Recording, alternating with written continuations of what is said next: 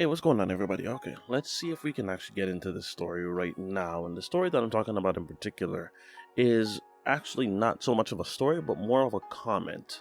So let me see if I can bring you guys up to speed. Everyone is already familiar, for the most part, as to the situation that transpired between Shannon Sharpe and Skip Bayless. In response to the situation with Damar Hamlin, Shannon, remember, he had taken the night off. Skip continued doing the show. Shannon came back, attempted to explain why he was absent, made a comment in regards to Skip's tweet, and then of course Skip responded, and now the rest is history. But of course, if we didn't have the audio and there wasn't video captured of this moment, you would not even think that something happened between the two of them. That's how they've been carrying on, which to me is kind of scary. But everybody's been throwing their hat into the ring as to what it is that they think about this situation, including Shaquille O'Neal. Yeah, Shaq. You remember Shaq, right? Big old 7 foot 30 inches Shaq. You know, Shaq with the size 82-inch foot. Yeah, that's Shaq. So, Shaq had a couple of comments to make in regards to Skip. So, what we're going to do here is we're going to play those comments. And then, of course, we're going to come back and we will react back to what it is that he had to say. So, here we go. When you take it, it'll cause you to choke that little motherfucker. If you don't choke that Skip Bayless, Shannon, all you gotta do is take him in the back and just choke the out his ass one time. That's all. One time. No, ain't no fighting, no slapping. Just take his ass in the back and just choke. Shannon's a good man. Wednesday morning. CT, LMF, choke that little motherfucker. Shannon is a good man.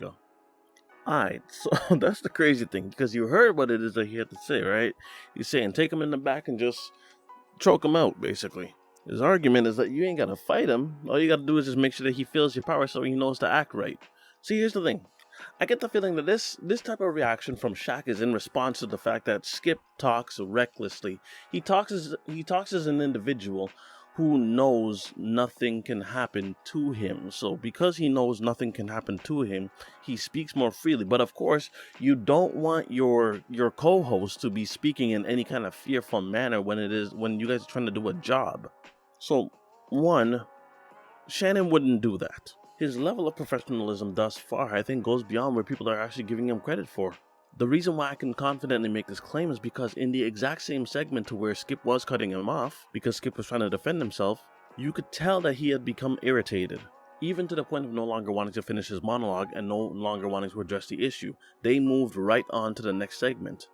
And it's like they didn't even skip a beat. He walked right into talking directly about LeBron James, and if you had just tuned into the show right then and there, you would not tell that they had just had a verbal altercation. That is an example of professionalism. Now, too, if Shannon were to follow up with Shaq's advice, I don't really think Shannon wants the problems of law enforcement around him. Listen, when you have life pretty good, you tend to do whatever it is that you can to sustain that. The last thing that we need right now is the angry football player reaction. Because you know what they're going to call him? Meathead. Never mind what else they would call him. You know, the obvious things. And no, I'm not talking about roid rage. But all the problems with football players lately, I don't think Shannon wants to be added to that little statistic. So basically, all Shaq is advocating for, if you really want to boil it down to anything, he's talking about giving them some of that act right.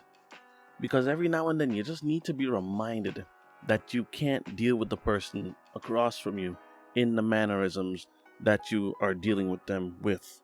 The way Shaq is describing things, I think that's more of a Shaq type of reaction. Although, to be fair, there is something to be said about when you have hundreds of millions of dollars tied up in sponsorship. You tend to not just lash out however it is that you want to. I mean, imagine if it was, instead of Shannon, imagine if it was Shaq sitting where Shannon's sitting, and then he had that little problem with Skip. Do you really think that Shaq would just be so quick to get up and then put some act right on Skip? And then what's he going to do after that? Give him some icy hot? No. I think Shannon in the first place handled the situation just fine. Now just leave it be what it is. And then when it comes time to renew contracts, if things are going well, the money's right, renew your contract. But he does have that option. If the contract runs out, he wants to go somewhere else or try his own thing, by all means, go right on ahead. I think he has the skill, he has the talent, and he has clearly the patience. Because I know for a fact, somebody with nothing to lose, I know for a fact Skip would not be talking so reckless, because they would have pulled Skip to the back and given him that first warning already. And that's all I got for now, guys. Let me know what it is that you guys think, whether you agree with Shaq, whether you think Shannon should have actually reacted in a more Shaq-like, as he claims, manner, or you think, no, Shannon reacted just fine. But whatever it is, I will see you guys for the next one. Be easy.